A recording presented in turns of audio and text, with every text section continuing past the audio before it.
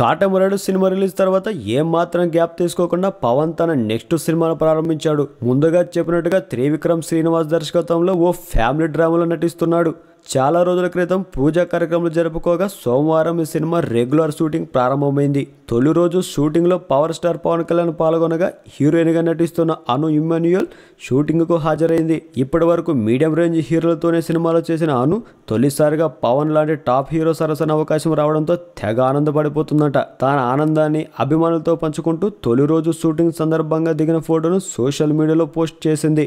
ఈ ఫోటోతో పాటు అద్భుతాలు జరగబోతున్నాయి, PK25 ఫస్ట్ డే షూటింగ్ అంటూ కామెంట్ కూడా చేసింది. పవన్ సరసన కీర్తి సురేష్ మెయిన్ హీరోగా నటిస్తున్న సినిమాకు తమిళ యువ సంగీత దర్శకుడు అనిరుద్ధ్ సంగీతం అందిస్తున్నాడు. హరిక అండ్ అశ్విని క్రియేషన్ బ్యానర్పై రాధాకృష్ణ నిర్మిస్తున్నాడు.